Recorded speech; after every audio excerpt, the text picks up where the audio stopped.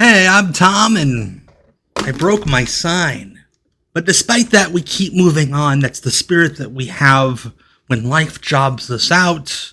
We keep going forward in the spirit of today's subject. This is yet another video about WCW jobbers that I love. Remember the Disney Channel thing where they did the "You're watching Disney"?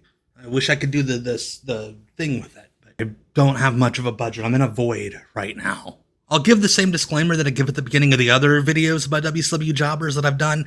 Much like a bunch of wrestlers who've spoken out about it, I don't prefer the word jobber.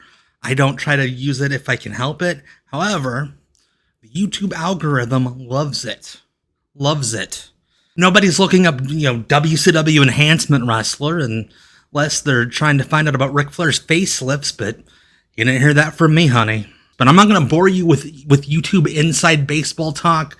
We need to get into this. You guys know the drill. All right, this first fella is pretty rough around the edges. He's probably seen some things in his life, both before and after he was getting his butt handed to him by the WCW stars. I'm referring to Rick Fargo. Like a lot of enhancement wrestlers in this era, Fargo looked like he had lived a lot of life before hitting the squared circle. He was a big tough guy who had probably thrown a few dudes out of second-story windows back in his day. Fargo began doing enhancement work for WCW in 1989, quickly standing out as a competent wrestler who could do a little bit more than your average tackling dummy. Fargo is the answer to a wrestling trivia question: who was Mick Foley's first tag team partner in WCW? Fargo teamed with Cactus Jack on the December 16, 1989 edition of World Championship Wrestling, losing in brutal fashion to the Steiner brothers before being decimated by his own partner Jack.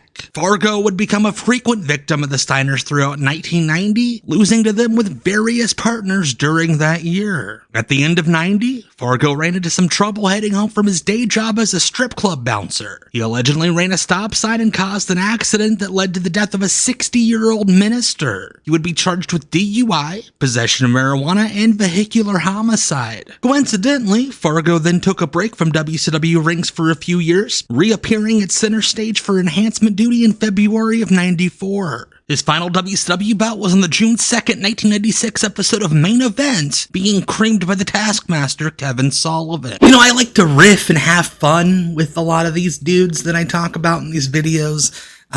Crack some wise, but I ain't cracking wise here. I really do like this dude, and he is so respected in the industry, so let's just praise him for a minute. Fatboy Slim style. Talking about Pat Rose.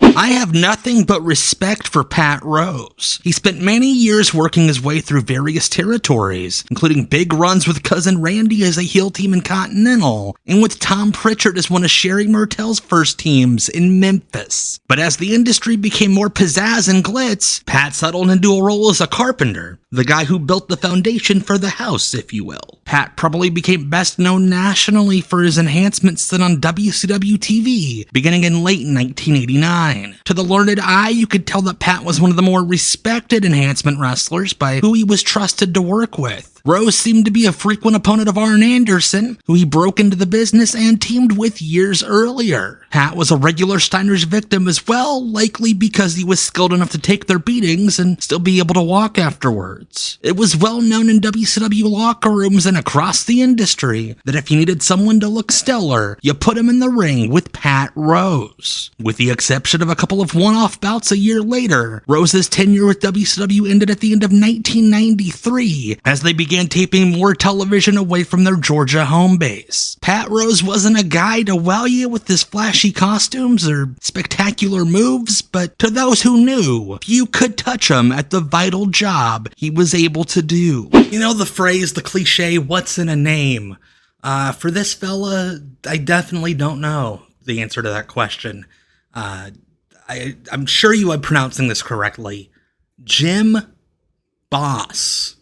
No, not him. I get that the name was likely a Jim Croce reference, but how did no one in the locker room go, hey dude, maybe we could like call you Jim Stevens or something. And it's not like he was a one and done enhancement guy. Jim Boss was a Georgia indie stalwart who became a regular on WCW TV for most of 1991 and 1992. Jim Ross was the lead commentator on most WCW shows at the time, so he called a number of Jim Boss matches. Knowing how people named Chris used to confuse JR, I'm stunned that Jim Ross never accidentally said that he was the one getting beaten up in the ring.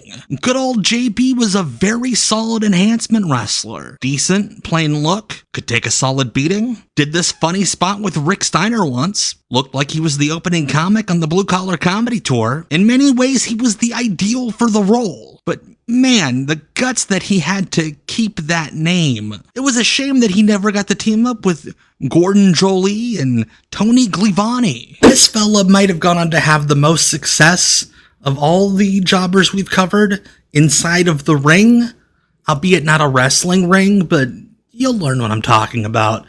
His name is Tommy Tanna.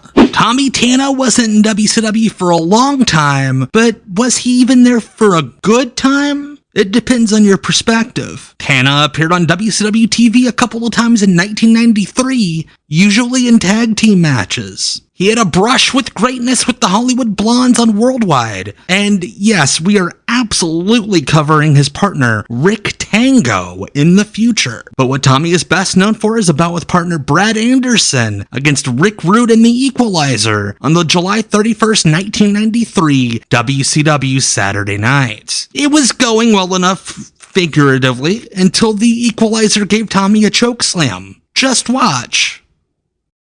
And again. One more time. And now slow motion. Believe it or not only did the match continue, but Tanna survived that relatively unscathed. Tommy's career didn't continue too much longer, though, by his own choice. The PA microphone called to Tanna, whose real name is Thomas Triber, and he became a ring announcer for various ring sports. Today, Triber has become one of the most successful ring announcers in professional boxing, working on some of the biggest cards in the sport. But now it poses the question, could Michael Buffer have handled the Equalizer's death slam? And finally, we're covering a team. It's a team of guys who look exactly alike. I guess you'd call them twins. I mean, that's what their parents do.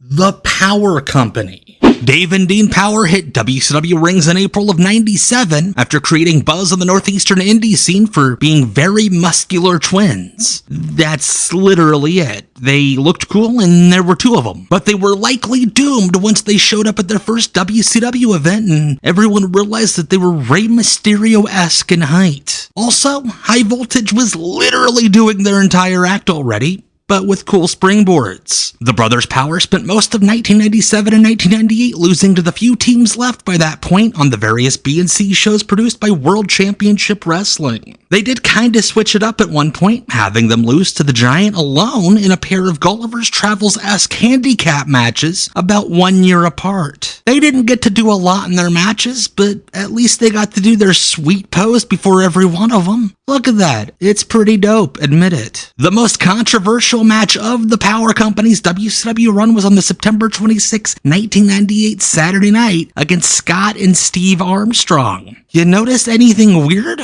Yeah, Dean and/or Dave brought another guy with him. The guy kinda looks like them, but their whole thing is being twins. You can't be the twin tag team when you add a third guy who only looks like 40% like you. They disappeared from WCW TV after that match, likely because nobody wants Dave and/or Dean Power with some other guy. But the Powers is reunited on WCW TV for one Saturday night taping in February of 2000, where the team ultimately met their WCW demise at the hands of Super Brawl 2000 main eventer, the Kiss Demon. So that's the video. 5 more jobbers from WCW's history that I love. But, let's keep the conversation going. You guys have done a great job in the comments of the other videos telling me who you love from the WCW Enhancement Squad. Keep it going. If you haven't done so already, let me know. Maybe you'll give me some ideas for future videos. And if you have done so already, just remind me. You know, it's been a while, and I have stuff going on in my life, man. Sometimes I forget things. Or if you just want to leave a comment in general, that's cool. I'll take that. So again, like, comment, subscribe, share, hype, do all the things, and people see the video, and I'll be a happy content boy. Because that's what I am. I'm the internet's wrestling content boy. I'm here for you, to serve you and your faux fisties needs. So again, my name is Tom, and maybe it's not.